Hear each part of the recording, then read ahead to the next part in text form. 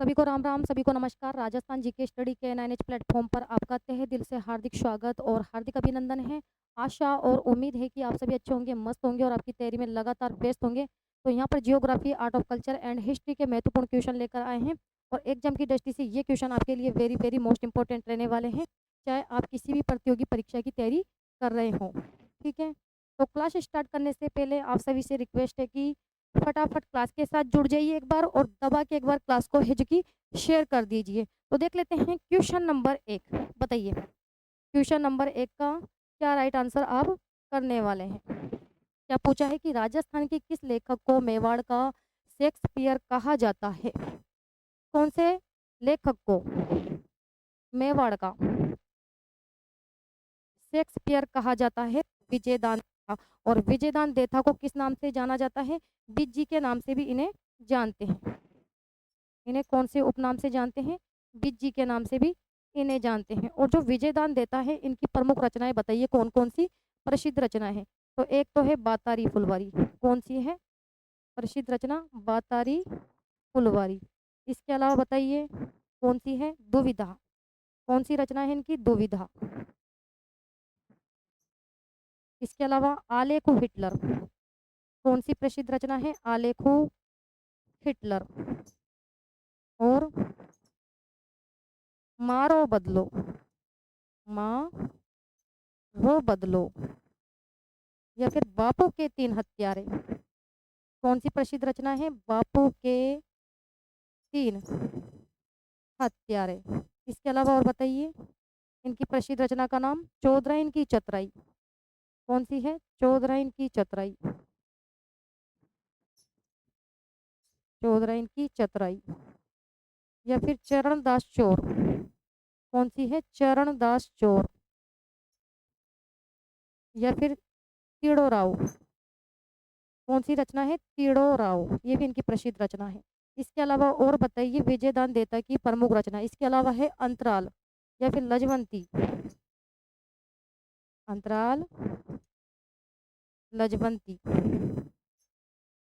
इसके अलावा सपन प्रिया। कौन सी रचना सपन प्रिया।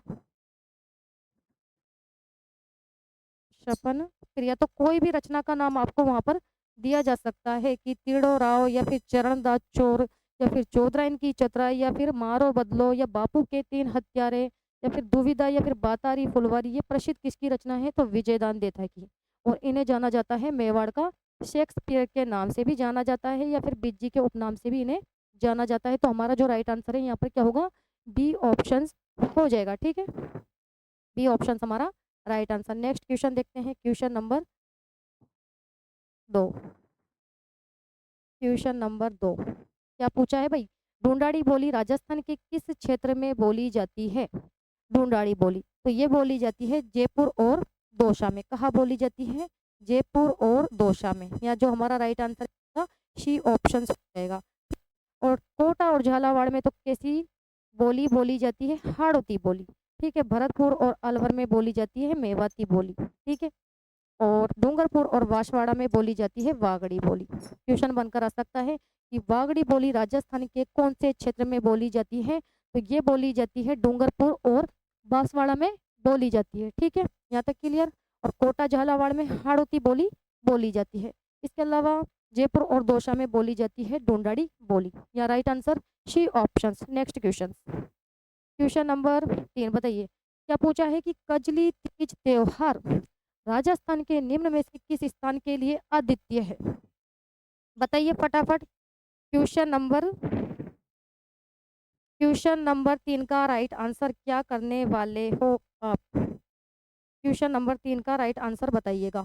कजली तीज का त्योहार राजस्थान के निम्न में से किस स्थान के लिए अद्वितीय है या फिर कौन से स्थान के लिए जानी जाती है कजली तीज। तो ये तो आप सभी जानते हैं, ये जानी जाती है बूंदी के लिए। कौन से जिले की प्रसिद्ध है कजली तीज बूंदी की प्रसिद्ध है। ठीक है, कजली तीज बोल दो। कजली तीज कजली तीज या फिर बड़ी तीज या फिर बूढ़ी तीज बूढ़ी तीज या फिर बोल दो सातुड़ी तीज। एक ही बात है। और ये कहाँ की प्रसिद्ध है बूंदी की प्रसिद्ध है। ये तीज का की प्रसिद्ध है बूंदी जिले की। और कब मनाई जाती है ये बताइए आप मुझे। ये तीज कब मनाई जाती है? तो भाद्रपद कृष्ण तृतीया, ये भी आप ध्यान में रख सकते हो। क्वेश्चन बनकर आ सकता है कि बड़ी तीज, बूढ़ी तीज, सातोड़ी तीज कौन सी तिथि को मनाई जाती है? तो ये मनाई जाती है भाद्रपद कृष्ण तृतीया को। जबकि जयपुर में तो कौन सी तीज मनाई जाती है? जयपुर में मनाई जाती है छोटी तीज। कौन सी तीज? छोटी तीज। और छोटी तीज का त्योहार आप सभी जानते हैं कब मनाया जाता है? श्रावण शुक्ल तृतीया। छोटी तीज मनाई जाती है श्रावण शुक्ल तृतीया को। ठीक है, तो हमारा जो राइट आंसर है यहाँ पर क्या हो जाएगा? डी ऑप्शन हो जाएगा। नेक्स्ट क्वेश्चन, क्वेश्चन नंबर 4, बताइए कि लच्छी राम का संबंध किस लोक नाटक से है या फिर किस ख्याल के प्रवर्तक हैं ये लच्छी राम? तो ये है कुचामनी ख्याल। Right answer A option. Kuchamani जो ख्याल है इसके जो प्रवर्तक हैं वे हैं लच्छी राम। कौन है? लच्छी राम। या फिर आपसे पूछा जा सकता है शेखावटी ख्याल के बारे में भी कि जो शेखावटी ख्याल है, शेखावटी ख्याल, इसके प्रवर्तक कौन है? नाम बताइए। शेखावटी ख्याल के प्रवर्तक का नाम, तो वो है नानूराम। कौन है? नानूराम।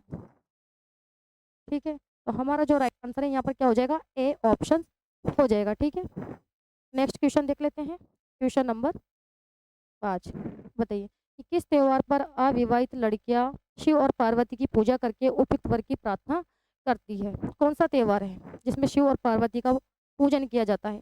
तो गणगौर। आप सभी जानते हैं जो गणगौर का त्योहार है ये कहाँ का प्रसिद्ध है? गणगौर कहाँ की प्रसिद्ध है? तो यह है जयपुर की प्रसिद्ध। ठीक है, कहाँ की प्रसिद्ध है? जयपुर की। और गणगौर का त्योहार कौन सी तिथि को मनाया जाता है? तो ये मनाई जाती है चैत्र शुक्ल तृतीया। कब मनाई जाती है? चैत्र शुक्ल तृतीया को मनाई जाती है। और गण, गण किसका सूचक है? तो गण है शिव का सूचक। गण किसका सूचक है? शिव का सूचक। और गौर पार्वती का सूचक। गौर किसका सूचक है? पार्वती का सूचक। ठीक है, तो यहाँ पर राइट आंसर हमारा क्या हो जाएगा? सी ऑप्शन हो जाएगा। लेकिन क्वेश्चन आपको बनाकर दे दिया जाए कि गुलाबी गणगौर के लिए कौन सा स्थान प्रसिद्ध है या फिर गुलाबी गणगौर का त्योहार कब मनाया जाता है, तो क्या करोगे बताइए? गुलाबी गणगौर पूछा जा सकता है। गुलाबी गणगौर, तो गुलाबी गणगौर के लिए आप सभी जानते हैं नाथ द्वारा राज संबंध। कौन सा जिला जाना जाता है? नाथ द्वारा राज संबंध। और कौन सी तिथि को मनाई जाती है ये गुलाबी गणगौर? तो ये मनाई जाती है चैत्र शुक्ल पंचमी को। कब मनाई जाती है? चैत्र शुक्ल पंचमी को। जबकि धींगा गवर, धींगा गवर या फिर बेतमार गवर ये कहाँ की प्रसिद्ध है? तो ये प्रसिद्ध है उदयपुर और जोधपुर। कहाँ की प्रसिद्ध है? उदयपुर और जोधपुर की। और कौन सी तिथि को मनाई जाती है? धींगा गवर और बेतमार गवर। तो ये दोनों ही कब मनाई जाती है? वैशाख कृष्ण तृतीया को। कौन सी तिथि को मनाई जाती है? वैशाख कृष्ण तृतीया को। या तो पूछा जाता है कि जो गणगौर है वो कहाँ की प्रसिद्ध है? तो जयपुर की। कौन सी तिथि को मनाई जाती है? तो चैत्र शुक्ल तृतीया। या फिर पूछा जाता है गुलाबी गणगौर का त्योहार के लिए कौन सा स्थान प्रसिद्ध है? तो नाथ द्वारा राज संबंध। कौन सी तिथि को मनाई जाती है गुलाबी गणगौर? तो चैत्र शुक्ल पंचमी को मनाई जाती है। इसके अलावा धींगा गवर या फिर बेतमार गवर का त्योहार उदयपुर और जोधपुर का प्रसिद्ध है। और कौन सी तिथि को मनाया जाता है? तो ये मनाया जाता है वैशाख कृष्ण तृतीया को मनाया जाता है। ठीक है, तो इस प्रकार से यहाँ से क्वेश्चन आपसे पूछे जा सकते हैं। इसके अलावा देख लेते हैं क्वेश्चन नंबर 6, बताइए कि निम्न में से कौन सा नृत्य राजस्थान राज्य में महिलाओं द्वारा किए जाने वाला प्रसिद्ध नृत्य है? देख लीजिए कौन सा नृत्य जो महिलाओं के द्वारा किया जाता है, यानी स्त्री प्रधान नृत्य के बारे में बात कर रहा है ये कि महिलाओं के द्वारा किया जाता है। घूमर नृत्य। और जो घूमर नृत्य है ये राजस्थान का राज्य नृत्य है और लोक नृत्यों की आत्मा और सभी नृत्यों का सिरमौर कहा जाता है। या फिर घूमर नृत्य जो अकादमी है इसकी स्थापना की गई थी 1986 में। जबकि जो ढोल नृत्य है ये कैसा नृत्य है? जालोर का प्रसिद्ध है। और कैसा नृत्य है? ये पुरुष प्रधान। कैसा नृत्य है? पुरुष प्रधान नृत्य, यानी पुरुषों के द्वारा किया जाता है। और गरबा नृत्य आप सभी जानते हैं मूल रूप से गुजरात का है, लेकिन राजस्थान के कौन से क्षेत्र में किया जाता है? ये डूंगरपुर और बांसवाड़ा। कहाँ पर? डूंगरपुर और बांसवाड़ा का प्रसिद्ध है। और कैसा नृत्य है ये? युगल नृत्य, यानी स्त्री और पुरुष दोनों मिलकर इस नृत्य को करते हैं। और जो वाला नृत्य है ये गरासिया जनजाति के द्वारा किया जाता है। कौन सी जनजाति के द्वारा? गरासिया जनजाति के द्वारा। और कैसा नृत्य है ये? युगल नृत्य, यानी स्त्री और पुरुष दोनों मिलकर इस नृत्य को करते हैं। यहाँ पर क्या पूछा गया है कि निम्न में से कौन सा नृत्य राजस्थान राज्य में महिलाओं द्वारा किया जाता है? तो घूमर नृत्य। घूमर जो नृत्य है कैसा नृत्य है? स्त्री प्रधान नृत्य है, स्त्री प्रधान। और कौन से क्षेत्र का प्रसिद्ध है? मारवाड़ क्षेत्र का। ठीक है, राजस्थान का राज्य नृत्य ये घूमर नृत्य। तो हमारा जो राइट आंसर है यहाँ पर क्या हो जाएगा? बी ऑप्शन हो जाएगा। इसके अलावा देख लेते हैं क्वेश्चन नंबर 7, बताइए फटाफट कि बीकानेर के कोलायत में कार्तिक पूर्णिमा पर मेला लगता है। कौन सा मेला लगता है? भैया आप सभी जानते हैं जो केला का मेला ये तो लगता है करौली में। कहाँ लगता है? करौली में। कौन से माह में लगता है? चैत्र माह में लगता है करौली। ठीक है, जबकि कपिल मुनि का मेला लगता है कहाँ पर? कोलायत। कहाँ लगता है? कोलायत, बीकानेर में। और कब लगता है ये मेला? कार्तिक पूर्णिमा। कब लगता है? कार्तिक पूर्णिमा को। ठीक है, यहाँ तक क्लियर। इसके अलावा श्री महावीर जी का मेला ये कहाँ लगता है? तो ये लगता है करौली में। कहाँ पर लगता है? करौली में लगता है। और कौन सी तिथि को भरता है ये मेला? बताइए, श्री महावीर जी का मेला। तो ये लगता है चैत्र शुक्ल त्रयोदशी। ठीक है, इसके अलावा महावीर जी का जो मेला है ये लगता है कब? चैत्र शुक्ल त्रयोदशी को। या फिर है जो कि करणी माता का मेला ये लगता है वर्ष में 2 बार। कितनी बार? वर्ष में 2 बार लगता है। कब कब लगता है? एक तो लगता है ये चैत्र माह में, और दूसरा लगता है आश्विन यानी नवरात्रों के टाइम पर लगता है, आश्विन नवरात्रों में। ठीक है, क्वेश्चन पूछा जा सकता है यहाँ से, वेरी वेरी मोस्ट इंपोर्टेंट। कि करणी माता का मेला वर्ष में कितनी बार है जो कि आयोजित होता है? तो 2 बार आयोजित होता है करणी माता का मेला। कब कब लगता है ये? एक तो लगता है चैत्र के माह में, और एक लगता है आश्विन नवरात्रों में। ठीक है, यहाँ राइट आंसर हमारा क्या हो जाएगा? B option. नेक्स्ट क्वेश्चन बताइए, क्वेश्चन नंबर 8 कि 80 खंभों की छतरी कहाँ पर स्थित है? फटाफट आंसर दीजिएगा कि 80 खंभों की छतरी कहाँ पर स्थित है? 80 खंभों की छतरी कहाँ पर स्थित है भाई? अलवर में। कहाँ पर? अलवर में। 80 जो खंभों की छतरी है ये अलवर में है। 84 खंभों की छतरी है बूंदी में। कहाँ पर? बूंदी में स्थित है। और दौसा में है बंजारे की छतरी। किसकी? बंजारे की छतरी।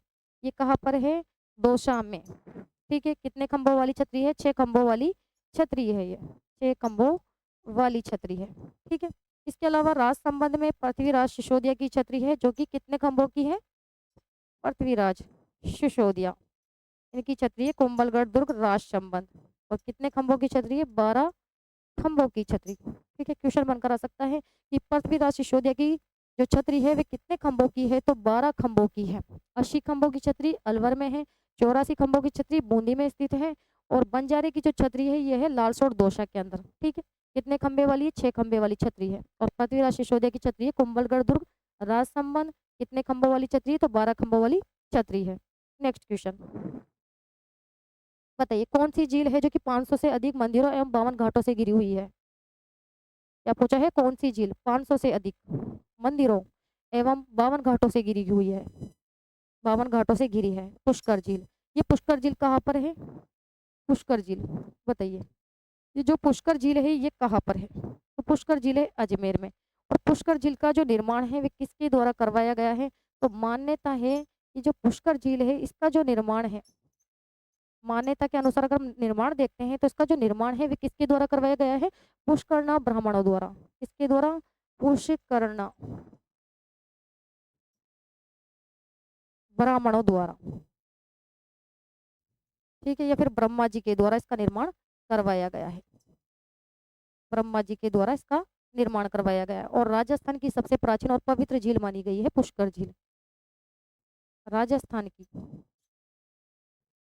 सबसे प्राचीन एवं पवित्र झील कौन सी झील है? पुष्कर झील।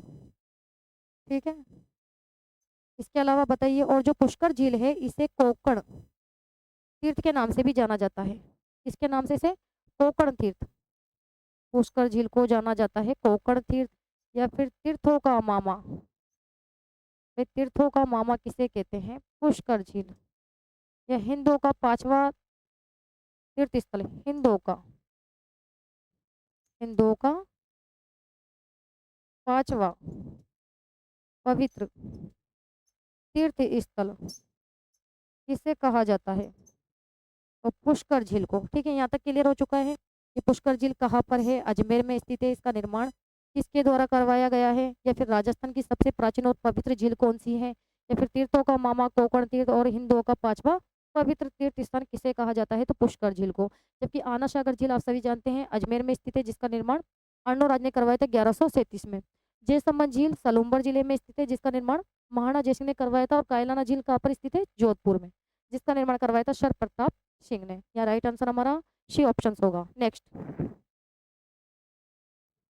बताइए भाई, पृथ्वीराज तृतीय का क्या पूछा है? पृथ्वीराज तृतीय का दरबारी कवि, दरबारी कवि पूछा है, कौन था बताइए? ये तो आप सभी जानते हैं, चंद्रबरदाई। और चंद्रबरदाई के द्वारा कौन सी रचना रची गई थी?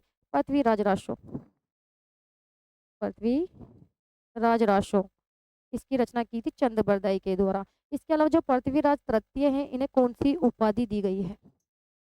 बताइए कौन कौन सी उपाधि मिली है इन्हें? एक तो राय पिथोड़ा, राय पिथोरा, या फिर दल पंगुल, किसे कहा जाता है?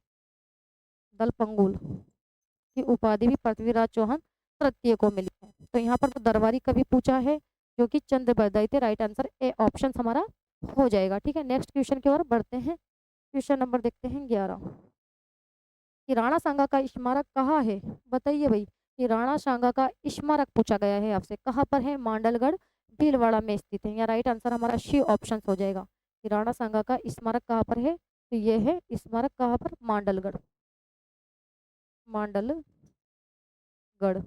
भीलवाड़ा। और जो राणा सांगा है, आप मुझे बताइए, जो राणा सांगा है इनकी जो मृत्यु है ये कहाँ पर हुई थी? तो ये हुई थी कालपी। कहाँ पर हुई थी? कालपी, उत्तर प्रदेश। ठीक है, इसके अलावा जो राणा सांगा है इन्हें कौन सी उपाधि दी गई है? यहाँ से भी पूछा जाता है कि राणा सांगा को कौन सी उपाधि दी गई है? तो हिंदूपत। कौन सी उपाधि दी गई है ना? हिंदूपत। क्वेश्चन बनकर आ सकता है कि हिंदूपत की उपाधि कौन से शासक को दी गई है? तो राणा सांगा को दी गई है। राइट आंसर यहाँ सी ऑप्शन। नेक्स्ट बताइए, माही बजाज सागर परियोजना राजस्थान के किस गांव में बनाई गई है? चार ऑप्शन है आपके पास। माही बजाज सागर परियोजना के बारे में पूछ रहा है। पहले तो बताइए, जो माही बजाज सागर परियोजना है ये कौन सी नदी पर बनी हुई है? माही नदी पर। और किन किन राज्यों की संयुक्त परियोजना है ये? राजस्थान की और गुजरात की। राजस्थान में इसका 45% हिस्सा है और गुजरात का है 55% हिस्सा। तो यहाँ पर पूछा गया है कि जो माही बजाज सागर परियोजना है राजस्थान के किस गाँव में बनाई गई है? तो मैंने आपको बताया भी था कि जो माही बजाज सागर परियोजना है इससे जो राजस्थान का लाभान्वित जिला है, लाभान्वित जिला राजस्थान का, वो कौन सा है? बांसवाड़ा, बांसवाड़ा, बांसवाड़ा लाभान्वित जिला है। तो किसके लिए बनाई गई है? बोरखेड़ा के लिए बनाई गई है। ठीक है, बोरखेड़ा गांव में बनाई गई है। राइट आंसर हमारा यहाँ क्या होगा? बी ऑप्शन होगा। या तो पूछा जा सकता है कि माही बजाज सागर परियोजना किस नदी पर है, या फिर किन राज्यों की संयुक्त परियोजना है, या फिर राजस्थान का कितना प्रतिशत हिस्सा है, या फिर गुजरात का कितना प्रतिशत हिस्सा है, या फिर माही बजाज सागर परियोजना से राजस्थान का लाभान्वित जिला कौन सा है? तो बांसवाड़ा। नेक्स्ट बताइए कि राजस्थान का निम्न में से कौन सा क्षेत्र मरुस्थलीकरण से प्रभावित है? मरुस्थलीकरण से कौन सा क्षेत्र प्रभावित है? कौन सा क्षेत्र प्रभावित है? पश्चिमी क्षेत्र। या राइट आंसर हमारा डी ऑप्शन हो जाएगा, क्योंकि जो राजस्थान में मरुस्थल का विस्तार है वह कौन सी दिशा से है? पश्चिम से पूर्व की ओर है। ठीक है, तो सर्वाधिक जो प्रभावित है मरुस्थलीकरण से प्रभावित, वो कौन सा क्षेत्र है? पश्चिमी क्षेत्र है। हमारा जो राइट आंसर होगा यहाँ पर क्या हो जाएगा? D option. Next question, question number 14 कि राजस्थान का कौन सा जिला पाकिस्तान के साथ अपनी सीमा साझा करता है? यानी अंतर्राष्ट्रीय सीमा बनाने वाला जिला पूछा जा रहा है आपसे। तो आप सभी जानते हैं अंतर्राष्ट्रीय सीमा बनाने वाले कितने जिले हैं? 5 जिले हैं। कौन कौन से? एक तो है श्रीगंगानगर, बीकानेर, फलौदी, जैसलमेर और बाड़मेर। अब देख लीजिए कौन सा ऑप्शन होगा? बीकानेर होगा। और बीकानेर अंतर्राष्ट्रीय सीमा कितने किलोमीटर की बनाता है? 168 किलोमीटर। ठीक है, जबकि जयपुर, चूरू और पाली ये अंतर्राष्ट्रीय सीमा थोड़ा ना बनाते हैं। ठीक है, तो हमारा जो राइट आंसर है यहाँ क्या होगा? C option. Next question number 15 बताइए भाई, रघुनाथगढ़ शिखर किस अरावली का भाग है? यानी रघुनाथगढ़ की जो चोटी है ये कौन सी अरावली का भाग है? तो आपको पता है अरावली को 3 भागों में बांटा गया है, उत्तरी अरावली, मध्य अरावली और दक्षिण अरावली। तो पहले ये बताइए जो रघुनाथगढ़ की चोटी है ये कौन से जिले में है? ये चोटी जो है रघुनाथगढ़ की कौन से जिले में है? सीकर जिले में। और इसकी जो ऊंचाई है, रघुनाथगढ़ की जो चोटी है इसकी ऊंचाई कितनी है? 1055 मीटर। ठीक है, तो कौन सी अरावली का भाग होगा? ये उत्तरी अरावली का भाग होगा। राइट आंसर हमारा ए ऑप्शन हो जाएगा। ठीक है, नेक्स्ट क्वेश्चन, क्वेश्चन नंबर देखते हैं 16 कि निम्न में से कौन सा वन्य जीव अभ्यारण्य राजस्थान के चूरू जिले में स्थित है? बताइए भाई, चूरू जिले में स्थित कौन सा अभ्यारण्य है? फटाफट आंसर दीजिएगा कि चूरू जिले में कौन सा अभ्यारण्य स्थित है, ये पूछा गया है। तालछापर अभ्यारण्य है। और जो तालछापर अभ्यारण्य ये कहाँ पर है? चूरू में। कहाँ पर है? चूरू में। किसके लिए प्रसिद्ध है? कृष्ण मृग के लिए। कृष्ण मृग के लिए प्रसिद्ध है ये अभ्यारण्य। ठीक है, इसके अलावा जो माउंट आबू अभ्यारण्य है कौन से जिले में है? सिरोही जिले में। और किसके लिए प्रसिद्ध है? जंगली मुर्गों के लिए। जंगली मुर्गों के लिए क्वेश्चन बनकर आ सकता है कि जंगली मुर्गों के लिए कौन सा अभ्यारण्य जाना जाता है? तो वो है माउंट आबू अभ्यारण्य। सीता माता अभ्यारण्य आप सभी जानते हैं प्रतापगढ़ जिले में है। और किसके लिए प्रसिद्ध है? उड़न गिलहरी। किसके लिए? उड़न गिलहरी या फिर चीतलों की भूमि, इसे कहा जाता है क्या? चीतलों की भूमि भी कहा जाता है। ठीक है, क्लियर। इसके अलावा जो सज्जनगढ़ अभ्यारण्य है ये कहाँ पर है? उदयपुर में स्थित है। और राजस्थान का प्रथम जैविक उद्यान है ये। क्या है? राजस्थान का प्रथम जैविक उद्यान। क्वेश्चन बनकर आ सकता है कि राजस्थान का प्रथम जैविक उद्यान है तो वो सज्जनगढ़ अभ्यारण्य कौन से जिले में स्थित है? उदयपुर में स्थित है। ठीक है, नेक्स्ट क्वेश्चन देखते हैं।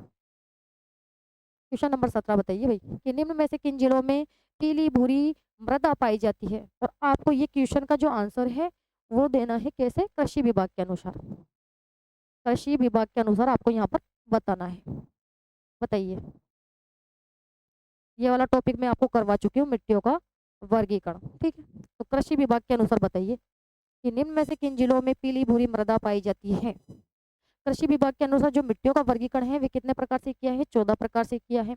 अब यहाँ पर पूछा है कि पीली भूरी मृदा पाई जाती है कहाँ पर पाई जाती है? पीली भूरी मृदा तो ये पाई जाती है पाली और नागौर में।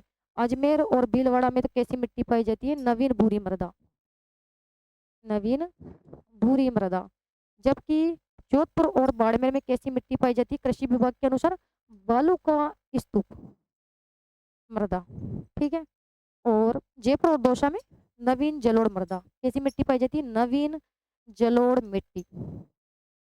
ये पाई जाती है राजस्थान के पूर्वी जिले जैसे कि जयपुर हो गया, दौसा हो गया, सवाई माधोपुर और टोंक, इन जिलों में पाई जाती है कैसी मिट्टी? नवीन जलोढ़ मिट्टी। ठीक है, नेक्स्ट क्वेश्चन देखते हैं। क्वेश्चन नंबर 18 कि मालवी गाय की नस्ल राजस्थान के निम्न में से किस क्षेत्र में पाई जाती है? ये बताइए, जो मालवी गाय है ये मूलत कहाँ की है? मालवी, मालवी जो गाय है ये मूलत कौन से क्षेत्र की है? कहाँ की है? मालव क्षेत्र मध्य प्रदेश। कहाँ की है? मालव क्षेत्र मध्य प्रदेश की। ठीक है, मध्य प्रदेश की है मालवी गाय। ठीक है, लेकिन मालवी जो गाय है इसका संबंध राजस्थान के कौन से जिले से है? तो झालावाड़। राजस्थान में कहाँ कहाँ पाई जाती है? झालावाड़ में। इसके अलावा कोटा और डूंगरपुर। ठीक है, इन जिलों में ये मालवी नाम की गाय पाई जाती है। तो राइट आंसर हमारा ए ऑप्शन हो जाएगा। पूछा गया मालवी गाय की नस्ल राजस्थान के निम्न में से किस क्षेत्र में पाई जाती है? तो झालावाड़ में पाई जाती है। इसके अलावा श्री गंगानगर या फिर हनुमानगढ़, यहाँ पर कौन सी नस्ल की गाय पाई जाती है? राठी गाय। राठी गाय। क्वेश्चन बनकर आ सकता है कि राठी गाय राजस्थान के किन जिलों में पाई जाती है? तो आपको ध्यान में रखना है श्री गंगानगर और हनुमानगढ़। बाड़मेर में पाई जाती है थार परकर नस्ल की गाय। और अजमेर में पाई जाती है गिर गाय, जिसको रेंडा के नाम से भी जाना जाता है। ठीक है, right answer A option. Next बताइए, तस्वीर और कारखानों की स्थापना किसने की थी? किसके द्वारा की गई थी? चार ऑप्शन है। महाराणा जगत सिंह के द्वारा। Right answer B option.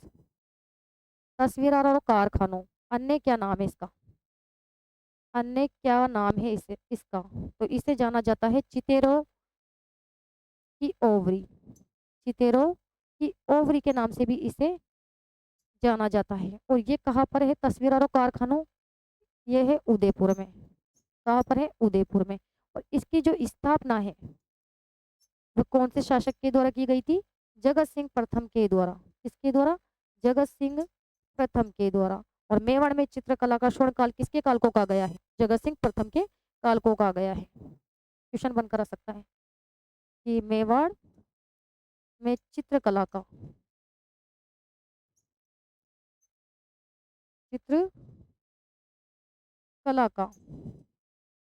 स्वर्ण काल किस शासक के काल को कहा गया है? तो जगत सिंह प्रथम को कहा गया है, ये ध्यान में आपको रखना होगा। ठीक है। तस्वीरों कारखानों इसका अन्य क्या नाम है? तो चितेरों की ओवरी के नाम से भी इसे जाना जाता है। नेक्स्ट देख लेते हैं भाई, क्वेश्चन नंबर 20।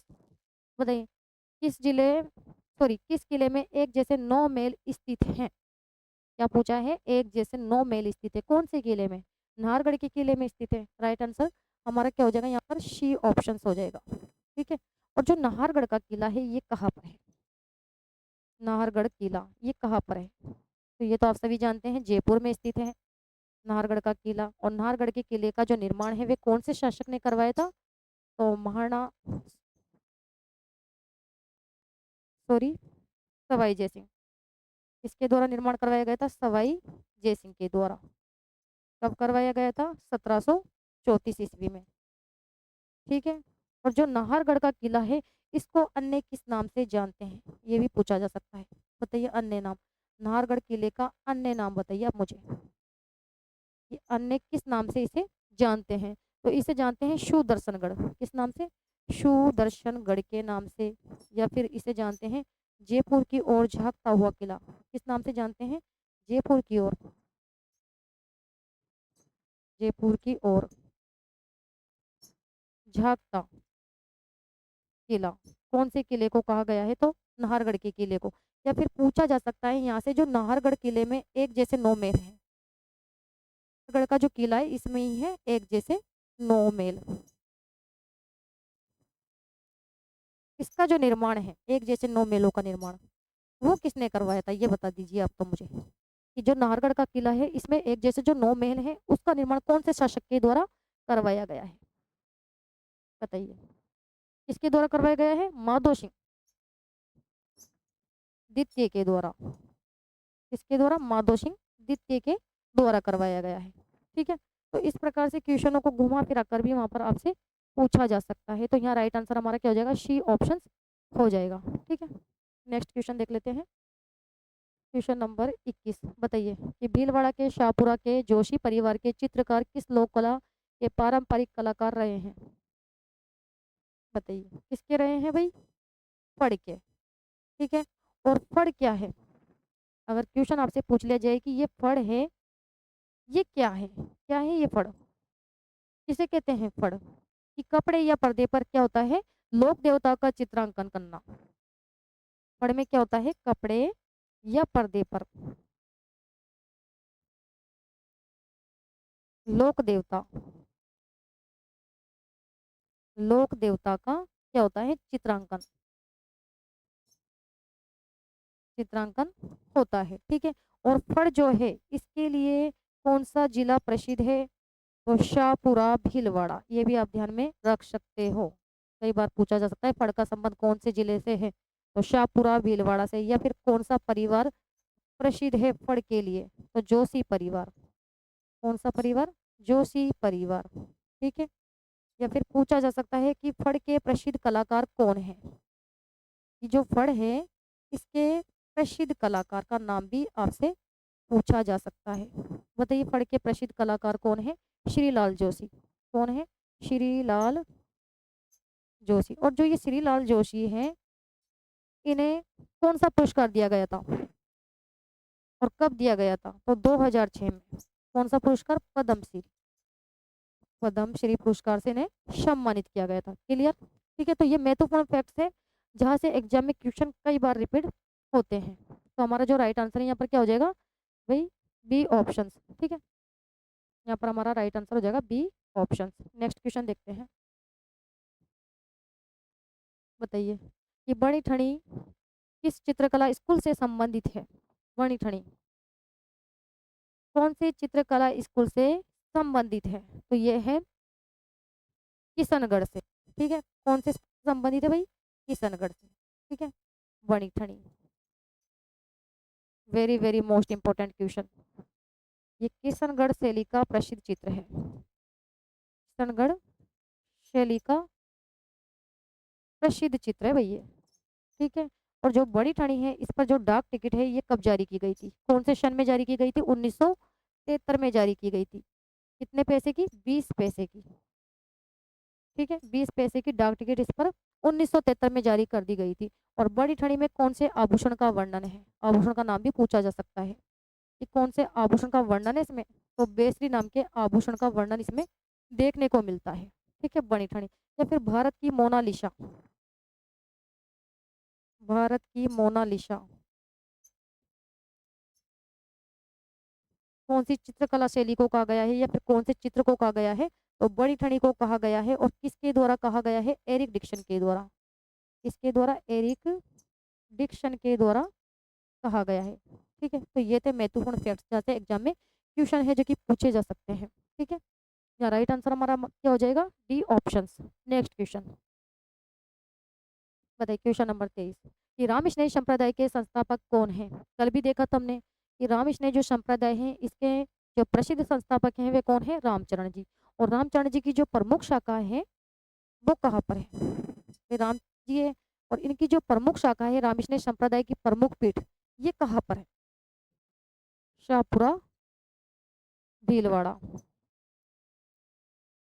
ठीक है, रामकृष्ण संप्रदाय की पीठ कहाँ पर है? शाहपुरा भीलवाड़ा में स्थित है। जबकि जो जाम्बोजी हैं ये कौन से संप्रदाय के प्रवर्तक हैं? तो ये है विश्नोई संप्रदाय। कौन से संप्रदाय के प्रवर्तक? विश्नोई संप्रदाय के प्रवर्तक हैं। ठीक है, और जो विश्नोई संप्रदाय के प्रवर्तक जाम्बोजी है, और जाम्बोजी की प्रमुख पीठ कहाँ पर है? तो ये है मुकाम बीकानेर में। ठीक है, प्रमुख पीठ के बारे में भी पूछा जा सकता है। इनकी प्रमुख पीठ कहाँ पर है? तो आपको ध्यान में रखना है मुकाम बीकानेर। ठीक है, इसके अलावा जसनाथ जी ये कौन से संप्रदाय के प्रवर्तक है? तो जसनाती संप्रदाय। जसनाती संप्रदाय के प्रवर्तक है। और प्रमुख पीठ कहाँ पर है इनकी? प्रमुख पीठ कतरियासर बीकानेर। कतरियासर बीकानेर में इनकी प्रमुख शाखा है। ठीक है, पीठ है। इसके अलावा हरिदास ये निरंजनी संप्रदाय के प्रवर्तक है। निरंजनी संप्रदाय क्वेश्चन बनकर आ सकता है कि निरंजनी संप्रदाय के प्रवर्तक हैं तो हरिदास जी। और हरिदास जी की जो प्रमुख पीठ है, हरिदास जी की अगर हम प्रमुख पीठ की बात करते हैं तो कहाँ पर है? डिडवाना। क्लियर? तो इस प्रकार क्वेश्चनों को आपको घुमा फिरा कर दिया जा सकता है। यहाँ पर राइट आंसर क्या हो जाएगा? D option. नेक्स्ट बताइए, क्वेश्चन नंबर 24 कि किस युद्ध में विजय के उपलक्ष्य में ईश्वर सिंह ने है जो कि ईसर लाट सरगासुली का निर्माण करवाया था? कौन से युद्ध के उपलक्ष्य में? कौन से युद्ध के उपलक्ष्य में? राजमहल युद्ध में। यहाँ राइट सी ऑप्शन। और जो ये राजमहल का युद्ध है ये बताइए कब हुआ और कौन से शासकों के बीच में हुआ? राजमहल का युद्ध कब हुआ था? ये राजमहल का युद्ध ये हुआ था 1747 ईस्वी में। और किन किन शासकों के बीच में हुआ था राजमहल का युद्ध? तो ईश्वरी सिंह और माधो सिंह प्रथम के बीच में। माधो सिंह प्रथम के बीच में ये युद्ध लड़ा गया था, जिसमें क्या हुआ था? ईश्वरी सिंह की क्या होती है? विजय होती है। और विजय के उपलक्ष्य में ही किसका निर्माण करवाते हैं? वो ईसर लाट का निर्माण करवाते हैं। तो यहाँ पर हमारा जो राइट आंसर है वे क्या हो जाएगा? सी ऑप्शन। नेक्स्ट ये भी बड़ा ही शानदार क्वेश्चन है कि अभिनव भट्टाचार्य एवं हिंदू सुल्तान नामक उपाधियां निम्न में से किस शासक की थी? कौन से शासक ने धारण की थी ये उपाधियां? चार ऑप्शन से देख लीजिए। राणा कुंभा ने। कौन से शासक ने? राणा कुंभा ने धारण की थी। इसके अलावा और बताइए राणा कुंभा को कौन कौन सी उपाधि दी गई थी? राणा कुंभा को इसके अलावा और कौन कौन सी उपाधि दी गई थी बताइए? हाल गुरु, दान गुरु। क्वेश्चन बनकर आ सकता है कि हाल गुरु या फिर दान गुरु, इसकी उपाधि कौन से शासक को दी गई है? तो महाराणा कुंभा को। और जो महाराणा कुंभा है इन्हें कहा जाता है स्थापत्य कला का जनक। स्थापत्य कला का जनक क्यों कहा जाता है बताइए भाई? कि स्थापत्य कला का जनक महाराणा कुंभा को क्यों कहा जाता है? क्योंकि इन्होंने 84 दुर्गों में से 32 दुर्गों का निर्माण करवाया। 32 दुर्गों का क्या करवाया? निर्माण करवाया था। इस कारण इन्हें स्थापत्य कला का क्या कहा जाता है? जनक। और इनकी प्रसिद्ध रचना कौन कौन सी है? संगीत रास, संगीत मीमांसा, सूड़ प्रबंध, सुधा प्रबंध, रसक्रिय और चंडी शतक जैसे ग्रंथों की रचना भी महाराणा कुंभा के द्वारा ही की गई है। Right answer B option. Next बताइए, चित्तौड़गढ़ के दूसरे शाखे में केसरिया का नेतृत्व किसने किया था? किसके द्वारा किया गया था? क्या पूछा है कि चित्तौड़गढ़ के दूसरे शाखे में केसरिया का नेतृत्व किसने किया था? किसके द्वारा किया गया था? रावल बाग सिंह के द्वारा। राइट आंसर डी ऑप्शन हो जाएगा। और चित्तौड़गढ़ का जो द्वितीय शाखा है, दूसरा जो शाखा है, ये कब हुआ था? 1534-35 में। ठीक है। और उस समय चित्तौड़गढ़ के शासक का नाम क्या था? तो विक्रमादित्य। उस समय वहां के शासक कौन थे? विक्रमादित्य थे। और आक्रमणकारी का नाम बताइए। चित्तौड़गढ़ के द्वितीय जो शाखा हुआ था उसमें आक्रमणकारी का नाम बताइए आप मुझे। किसके द्वारा आक्रमण किया गया था? बहादुर शाह के द्वारा। किसके द्वारा? बहादुर शाह के द्वारा। और केसरिया का नेतृत्व किसके द्वारा किया गया था? रावल बाग सिंह के द्वारा और कर्मावती के द्वारा इसमें जोहर कर लिया गया था। Right answer D option. Next बताइए भाई, कहाँ के शासकों ने रावल महारावल की उपाधि धारण की? कहाँ के शासकों ने? क्या पूछा है कि कहाँ के शासकों ने रावल और महारावल की उपाधियां धारण की थी? तो वो थे डूंगरपुर के शासक। क्या थे?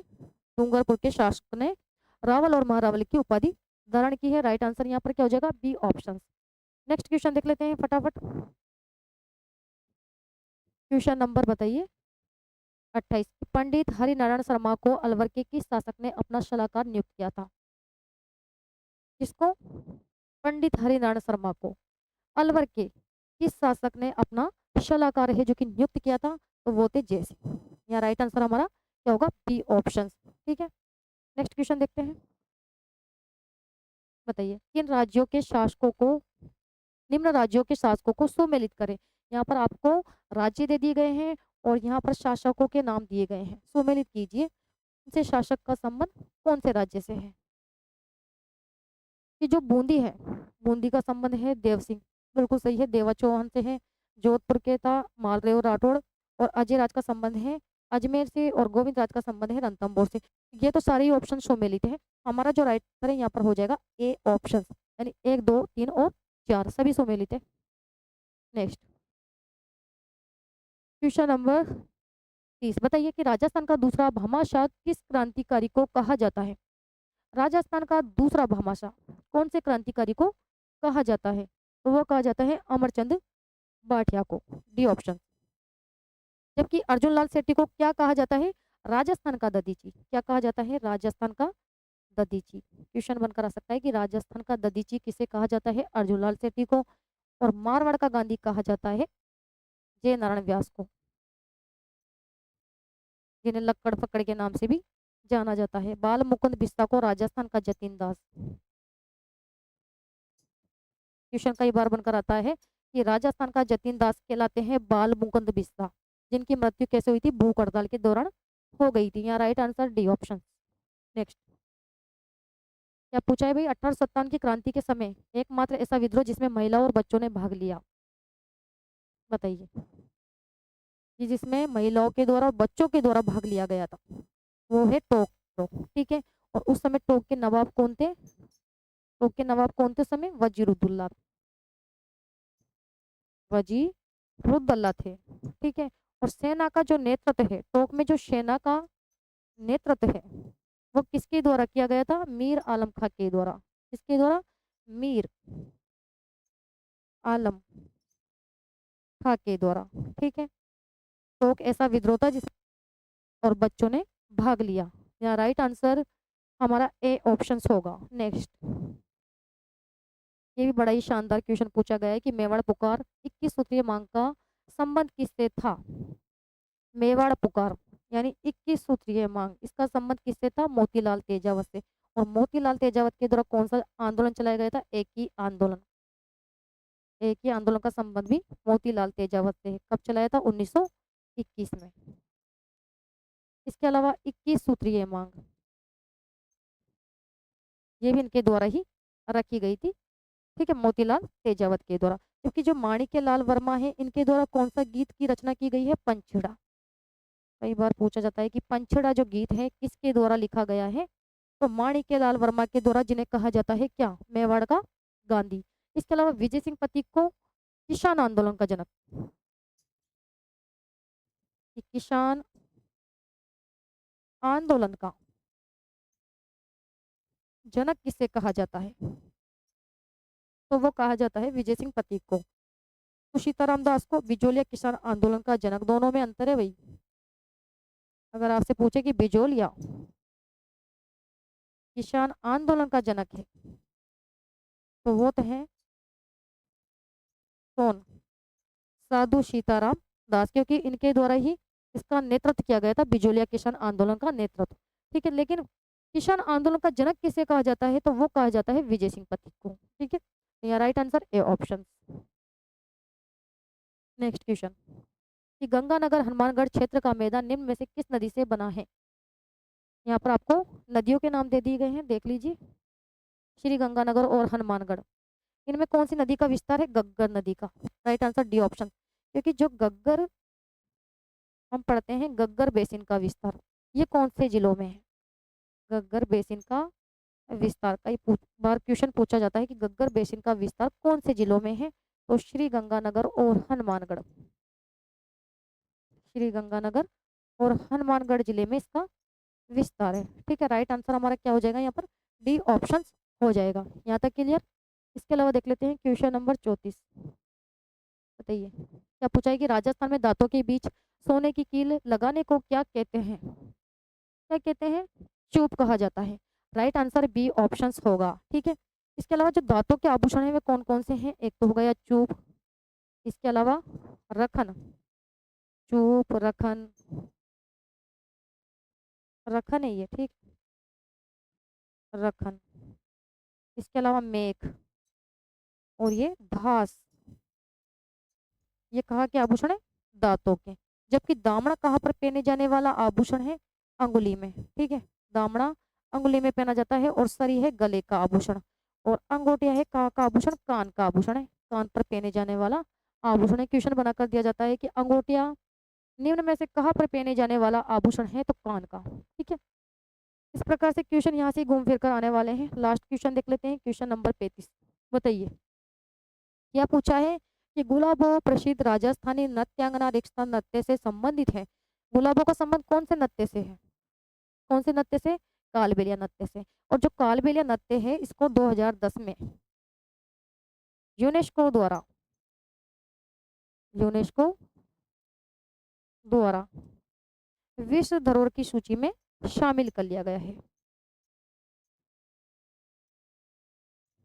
विश्व धरोहर की सूची में शामिल नृत्य है ये, ठीक है। और इसकी जो प्रसिद्ध नृत्यांगना है उनका नाम है गुलाबोबाई। लेकिन चरी नृत्य की प्रसिद्ध नृत्यांगना कौन है? तो फलकूबाई, ठीक है। तो ये थे आज के महत्वपूर्ण क्वेश्चन, जहाँ से एग्जाम में कई बार क्वेश्चन रिपीट होते हैं, पूछे जाते हैं। तो आज के सेशन को यहाँ पर समाप्त करते हैं और नेक्स्ट क्लास में मिलते हैं। तब तक के लिए धन्यवाद। Thank you so much.